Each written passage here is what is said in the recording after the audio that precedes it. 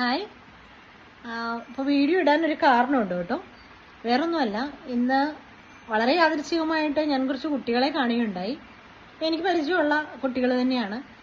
So അവരെന്നോട് മാം ഫ്യൂച്ചറിൽ ഞങ്ങൾ എന്താണ് ചെയ്യേണ്ടത് എന്നൊക്കെ ചോദിച്ചപ്പം എൻ്റെ ഒരു സജഷൻ, ഈ ഫീൽഡിൽ നിൽക്കുന്നതുകൊണ്ടാണെന്ന് തോന്നുന്നു, ആസ് എൻ IELTS ട്രെയിനർ ഞാൻ അവർക്ക് കൊടുത്തൊരു സജഷൻ ഇതാണ്: IELTS എഴുതുക. നിങ്ങൾ ഒന്നെങ്കിൽ സ്റ്റുഡൻറ് വിസ സ്റ്റഡി അബ്രോഡ് ചെയ്യാം, അതല്ലെന്നുണ്ടെങ്കിൽ ഏതെങ്കിലും കോഴ്സ് കഴിഞ്ഞിട്ട് IELTS ഒക്കെ ചെയ്താൽ നിങ്ങൾക്ക് അബ്രോഡ് പോയി ലൈഫ് സെറ്റിലാക്കാൻ പറ്റും. ഇങ്ങനെ കുറച്ച് ഉപദേശങ്ങൾ കൊടുത്തപ്പം അവരെന്നോട് പറഞ്ഞു, അയ്യോ IELTSനെ കുറിച്ച് നിങ്ങൾ ചിന്തിക്കുന്ന പോലും ഇല്ല.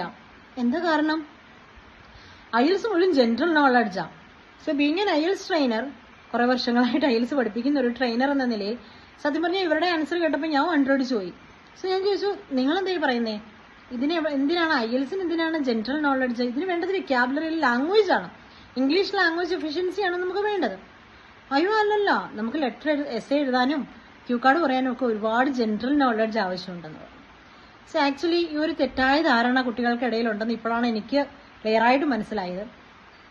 ഇത് ശരിക്കും ഒരു തെറ്റിദ്ധാരണയാണ് കേട്ടോ. നമുക്ക് IELTSന്റെ എസ്സേ എഴുതാൻ ഈ എടുത്ത പൊങ്ങിയല്ലാത്ത ഒരു പോയിന്റിന്റെ ആവശ്യമില്ല.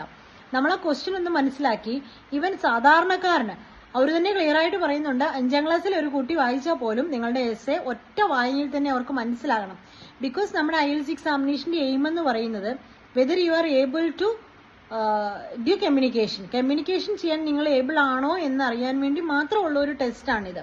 അല്ലാതെ നിങ്ങളുടെ ജനറൽ നോളജ് അളക്കാനുള്ള ഒരു ടെസ്റ്റേ അല്ല ഇത്.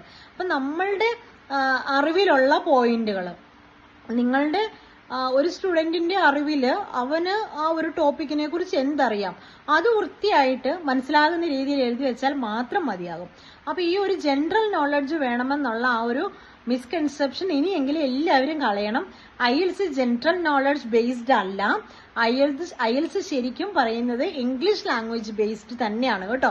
ഇംഗ്ലീഷ് ലാംഗ്വേജ് ആണ് ഇതിനകത്ത് അസസ് ചെയ്യുന്നത്, ഒരിക്കലും നിങ്ങളുടെ ജനറൽ നോളജ് അല്ല. അത് സ്പീക്കിങ്ങിലായാലും റൈറ്റിങ്ങിലായാലും. അപ്പൊ ഈ ഒരു തെറ്റിദ്ധാരണ വെച്ച് ആരും ഇനി IELTSന് ജോയിൻ ചെയ്യാതിരിക്കരുത് കേട്ടോ.